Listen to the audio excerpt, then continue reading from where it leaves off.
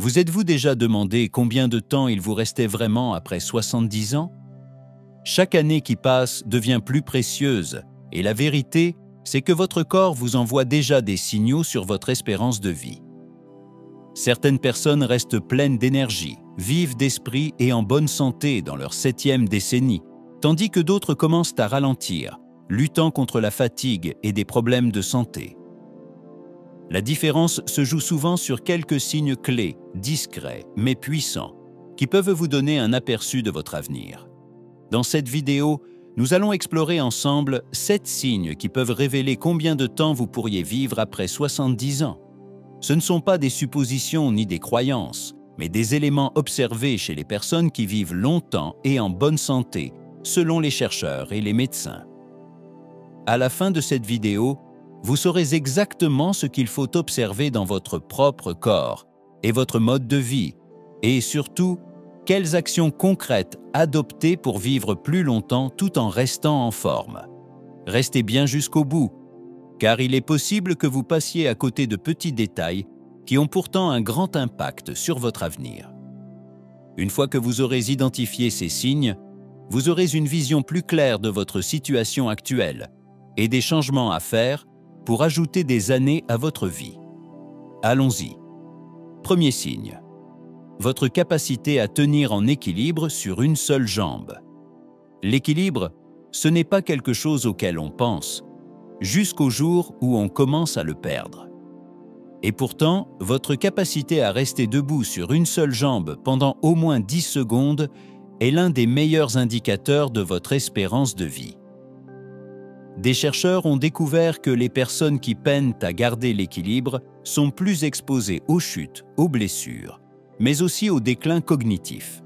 À l'inverse, celles qui conservent un bon équilibre après 70 ans ont souvent une vie plus longue et en meilleure santé.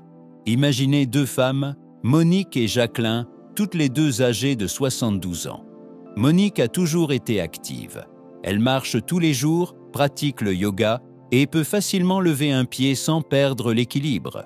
Jacqueline, elle, n'a jamais vraiment prêté attention à son équilibre. Lorsqu'elle essaie de se tenir sur une jambe, elle vacille presque aussitôt, obligée de se retenir à une table ou à un mur. Ce que Jacqueline ne sait pas, c'est que cette perte d'équilibre n'est pas juste un petit désagrément, c'est un signal d'alerte. Elle indique que sa coordination, sa force musculaire et même ses fonctions cérébrales commencent peut-être à décliner. Un bon équilibre repose sur 3 piliers: des jambes solides, un système nerveux réactif et un cerveau en bonne santé.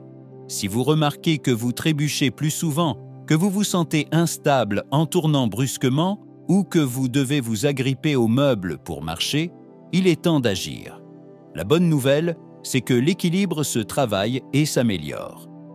Des gestes simples comme rester quelques secondes sur un pied, marcher en posant le talon juste devant les orteils ou pratiquer doucement le tai chi peuvent renforcer votre stabilité. D'ailleurs, faites le test maintenant. Levez-vous, tenez-vous droit et levez un pied. Pouvez-vous rester ainsi pendant 10 secondes sans vous rattraper? Si ce n'est pas le cas, pas de panique. Mais surtout, ne l'ignorez pas, car plus vous entraînerez votre équilibre aujourd'hui, plus vous serez stable et confiant pour les années à venir. Deuxième signe, la force de votre poigne. Cela peut sembler surprenant, mais la force de votre poignée de main en dit long sur votre avenir. Bien plus qu'on ne le pense. Des études ont montré que la force de préhension est l'un des indicateurs les plus fiables de la vitalité chez les personnes âgées. Une poigne ferme et stable reflète des muscles solides, une bonne circulation sanguine et un système nerveux qui fonctionne correctement. À l'inverse, une poigne faible ou qui diminue avec le temps peut être un signe précoce de fonte musculaire, de fragilité et même d'un risque accru de complications de santé. Prenons l'exemple de Bernard, un homme de 78 ans qui a toujours été fier de sa poignée de main vigoureuse. Il restait actif, soulevait de petits poids et n'avait aucun mal à ouvrir les bocaux ou à porter ses sacs de course. Et puis il y a René, également âgé de 78 ans, qui s'est rendu compte que des gestes simples comme dévisser une bouteille ou tenir un sac bien rempli devenaient de plus en plus difficiles.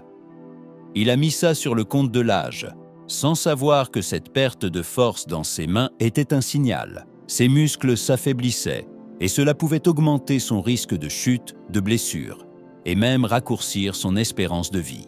Vos mains reflètent l'état de vos muscles en général. Si votre poigne diminue, il est fort probable que le reste du corps suive le même chemin. Et plus vous perdez de force, plus il devient difficile de rester autonome, actif et résilient face aux petits défis du quotidien. La bonne nouvelle, c'est que cette force peut être retrouvée. Des exercices tout simples, comme presser une balle de tennis, utiliser des poignées de renforcement ou porter de petits poids régulièrement, peuvent suffire à maintenir la force de votre poigne et de vos muscles. Prenez un instant pour tester. Si votre poignée de main vous semble plus molle qu'avant, ou si certaines tâches deviennent plus pénibles, ne l'ignorez pas. Parce que la façon dont vous tenez les objets aujourd'hui peut vous dire comment vous tiendrez debout dans les années à venir. Si vous êtes toujours là et que vous trouvez ces conseils utiles, écrivez le chiffre 2 en commentaire pour me le faire savoir. Et si vous n'êtes pas encore abonné, je vous recommande de cliquer maintenant sur « S'abonner » et d'activer la petite cloche pour ne manquer aucune prochaine vidéo. On continue. Troisième signe, votre vitesse de marche. L'un des indicateurs les plus révélateurs de votre espérance de vie après 70 ans ne se cache ni dans votre ADN, ni dans vos dossiers médicaux, ni même dans votre alimentation.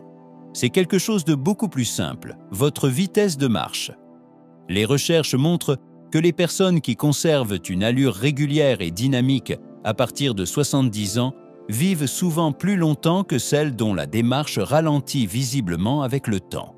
Pourquoi ? Parce que votre vitesse de marche est étroitement liée à votre santé globale. Muscles, cœur, circulation sanguine et même cerveau.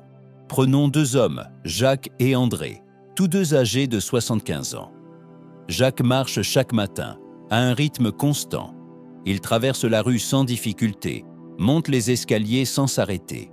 Sa démarche est fluide, équilibrée, confiante. André, lui, a nettement ralenti ces dernières années. Il peine à suivre les autres, fait souvent des pauses et se sent parfois vacillant sur ses jambes. Ce que la démarche de Jacques révèle, c'est que son corps fonctionne bien. Celle d'André, en revanche, est un signal d'alerte. Faiblesse musculaire, mauvaise circulation ou peut-être même début de déclin neurologique. Un pas lent et hésitant n'est pas simplement un effet de l'âge. C'est souvent un symptôme caché d'un corps qui perd en force et en stabilité. Mais la bonne nouvelle, c'est qu'on peut agir. Car plus on marche, plus on reste fort. Si vous avez remarqué que votre allure diminue, ne l'ignorez pas. Marchez un peu plus chaque jour, montez quelques marches, faites des exercices simples pour renforcer vos jambes. Même de petits efforts réguliers peuvent tout changer. Car au final, la vitesse à laquelle vous avancez dans la vie peut en dire long sur combien de temps vous continuerez à avancer. Alors observez votre pas. Il pourrait bien être le signal le plus simple et le plus fiable pour vérifier votre état de santé et votre longévité. Quatrième signe, votre qualité de sommeil. La façon dont vous dormez la nuit en dit long sur votre espérance de vie. Car le sommeil, ce n'est pas juste du repos. C'est aussi le moment où votre corps se répare, renforce son système immunitaire et nettoie les toxines accumulées dans le cerveau. Les études sont formelles. Après 70 ans, les personnes qui conservent un sommeil régulier et de bonne qualité vivent souvent plus longtemps et en meilleure santé. À l'inverse, un mauvais sommeil est lié à un risque plus élevé de troubles de la mémoire, de maladies cardiovasculaires et d'un système immunitaire affaibli. Prenons deux hommes, Michel et Alain, qui ont tous les deux autour de 75 ans. Michel a une routine stable. Il se couche à la même heure, dort environ 7 heures par nuit et se réveille en forme. Alain, lui, passe ses nuits à se retourner dans son lit. Il se réveille plusieurs fois, parfois sans réussir à se rendormir, et le matin, il se sent toujours fatigué. Avec le temps, Michel garde une bonne énergie, une mémoire vive et un corps qui tient bon. Mais Alain, lui, commence à ressentir des troubles de concentration, une fatigue persistante et même des variations de tension. Tout cela est directement lié à la qualité de son sommeil. Si vous vous réveillez plusieurs fois par nuit, si vous avez du mal à rester endormi, ou si vous vous sentez épuisé dès le matin malgré plusieurs heures passées au lit, ne prenez pas cela à la légère. C'est un message que votre corps vous envoie. Le manque de sommeil peut être causé par de nombreux facteurs: stress, alimentation déséquilibrée, inactivité physique ou encore un trouble comme l'apnée du sommeil, souvent sous-diagnostiqué. Mais il y a de l'espoir. Il est possible d'améliorer la qualité de votre sommeil. Réduire l'exposition aux écrans le soir, se coucher à heure fixe, s'exposer à la lumière naturelle le matin ou éviter les repas lourds le soir. Ces gestes simples peuvent vraiment tout changer. Le sommeil, ce n'est pas seulement une question de confort. C'est un pilier fondamental pour garder un corps fort et un esprit alerte. Alors ce soir, soyez attentifs à votre manière de dormir. Si vous sentez que votre sommeil s'est détérioré ces dernières années, il est peut-être temps d'y remédier. Parce que la façon dont vous vous reposez aujourd'hui peut influencer directement votre santé pour les années à venir. 5e signe. Votre appétit et vos habitudes alimentaires. La façon dont vous mangez après 70 ans est l'un des indicateurs les plus puissants de votre espérance de vie. Un bon appétit et une alimentation équilibrée permettent à votre corps de rester fort, à votre système immunitaire d'être efficace et à votre énergie de rester stable. À l'inverse, une perte soudaine d'appétit ou des habitudes alimentaires déséquilibrées peuvent révéler des problèmes de santé profonds et accélérer le vieillissement. Prenons 2 femmes de 74 ans, Jeanne et Monique.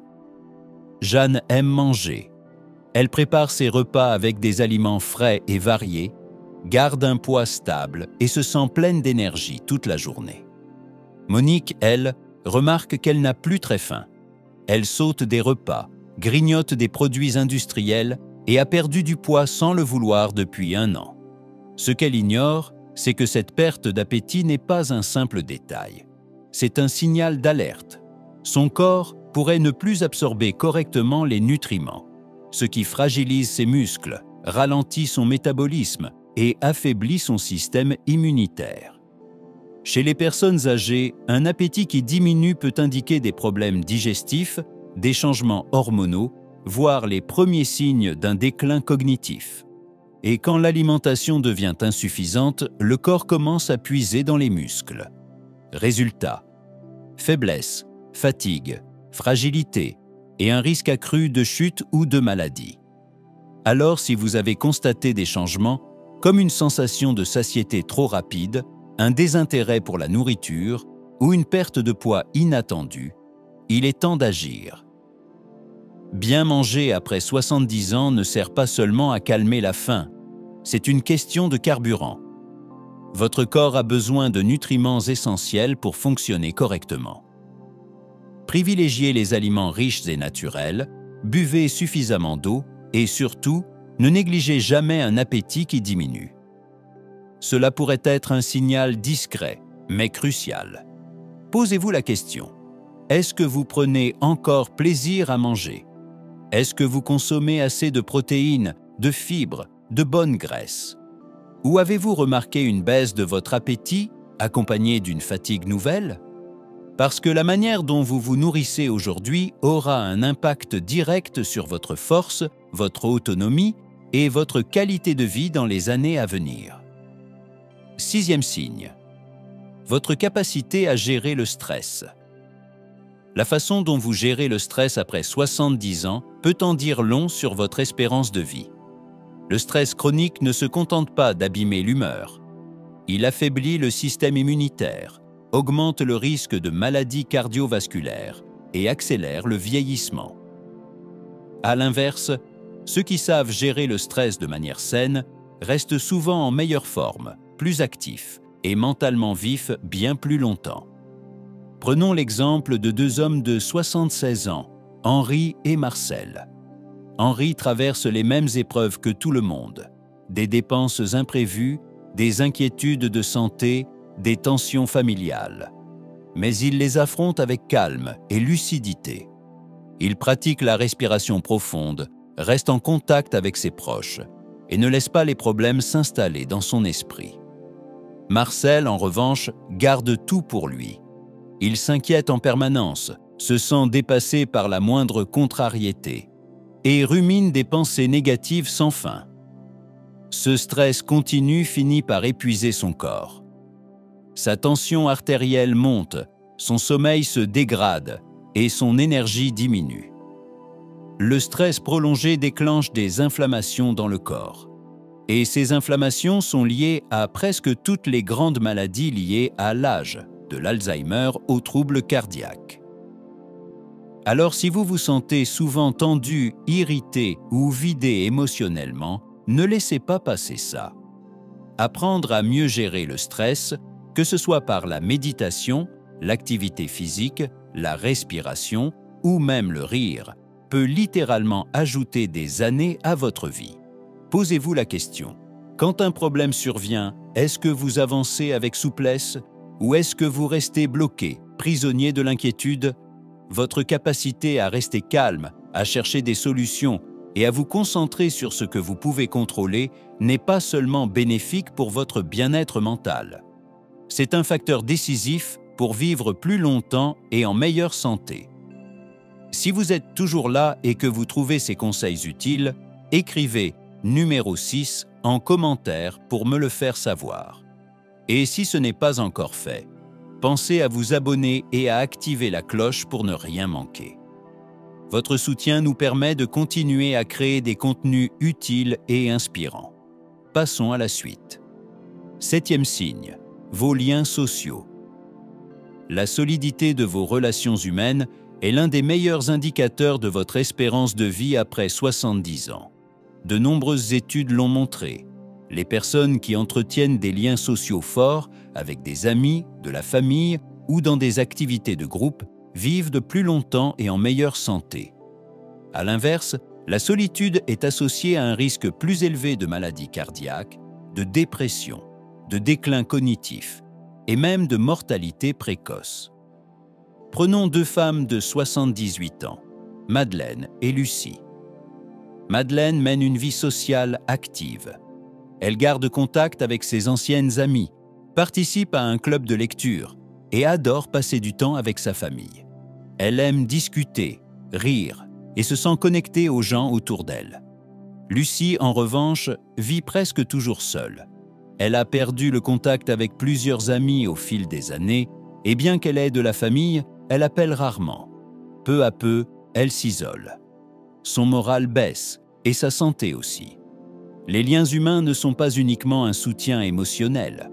Ils jouent un rôle direct sur la santé physique. Quand vous échangez avec d'autres, votre cerveau reste actif, votre niveau de stress diminue et votre corps libère des substances bénéfiques. Si vous vous surprenez à éviter les appels, à refuser les sorties ou à passer de plus en plus de temps seul, il est peut-être temps de changer cela. Être bien entouré ne signifie pas vivre en permanence dans la foule. Même de petits gestes, reprendre contact avec un ami, rejoindre un groupe autour d'une passion ou s'efforcer d'avoir une vraie conversation par jour peuvent changer beaucoup de choses. Les relations que vous entretenez aujourd'hui ne vous apportent pas seulement du bonheur. Elles peuvent aussi vous aider à vivre plus longtemps et en meilleure santé. Maintenant que vous connaissez ces 7 signes, prenez un moment pour réfléchir à votre propre situation.